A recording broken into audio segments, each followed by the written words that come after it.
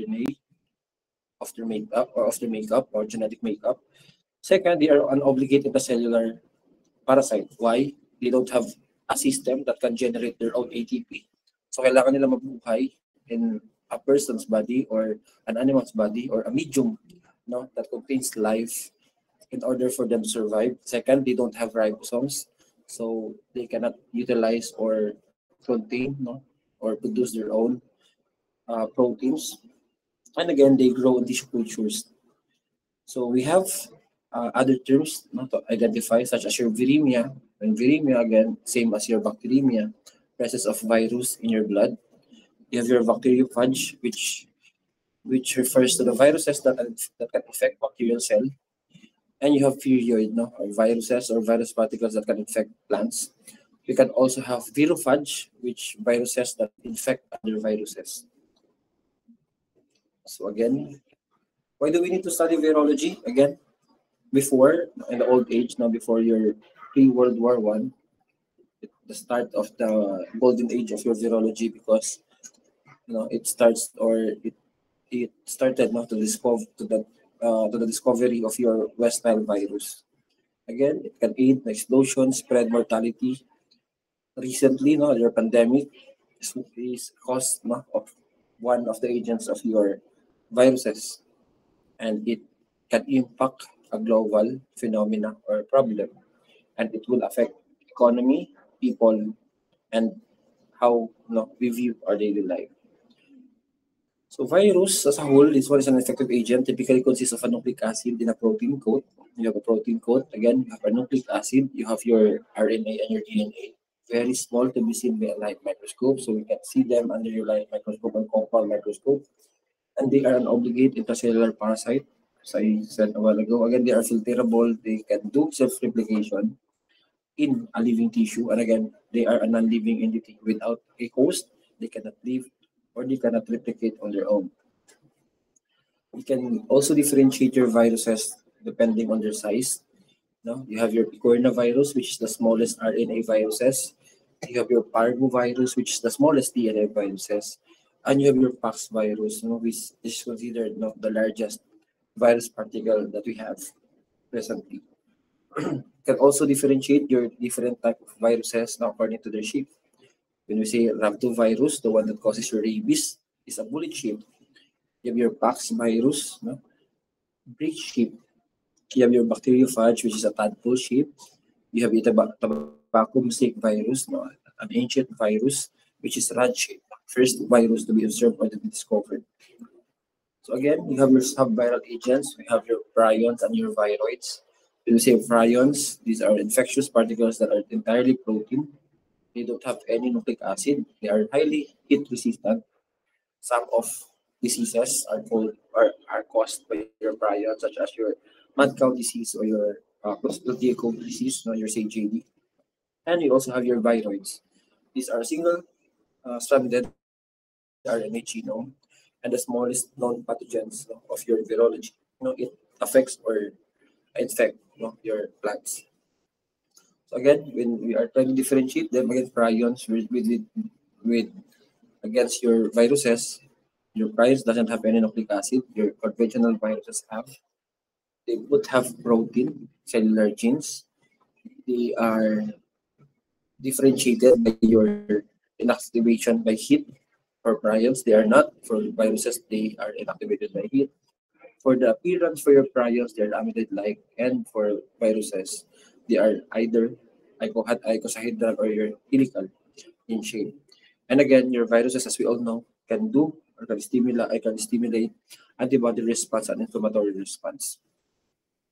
Importance of virus, again, viruses are capable of infecting all forms of life, most abundant forms of microorganism, excellent molecular biology tools. Some viruses are useful.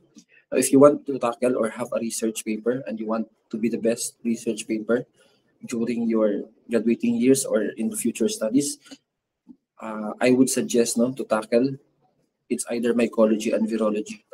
It's one of the difficult topic, but again, if your research is all about your viruses and fungus, most probably you are having a best paper. So again, some viruses are very useful. especially right now in present days, they are used in agricultural studies. You can also use them on phage, typing of bacteria, sources of enzymes, pesticides, antibacterial agents, anti-cancer agents, and gene vectors. So again, we have the structure of your virus. So we have the outermost, which is an envelope. They are an envelope protein. After your envelope protein, you have your envelope. Then you have your nucleocapsid, which contains your viral genome that contains the genetic makeup of your virus. When we say nucleocapsid, it has your it has your nucleic acid genome or your genome inside. And again, consists of your capsid that contains your capsomere. Again, you have your envelope and your non-structural proteins. So again, when you say nucleic acid genome, it contains all the genetic information of your virus.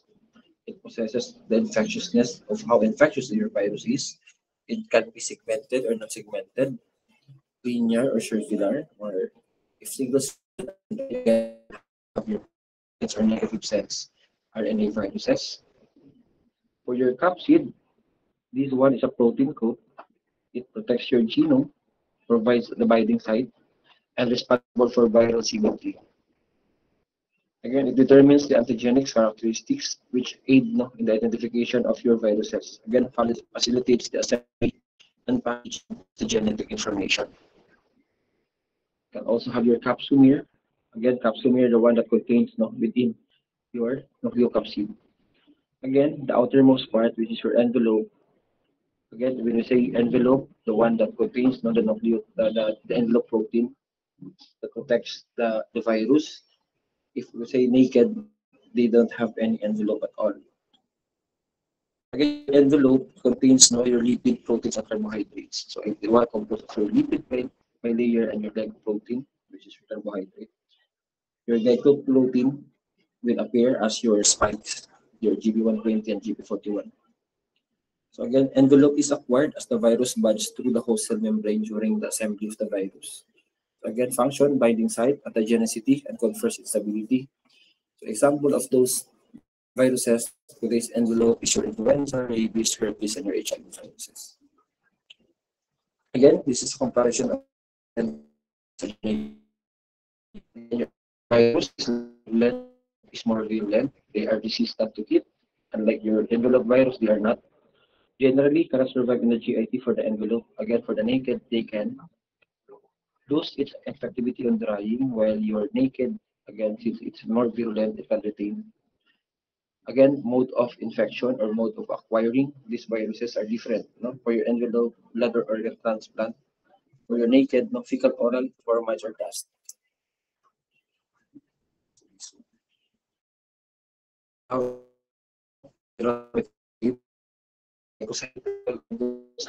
Helical or envelope helical.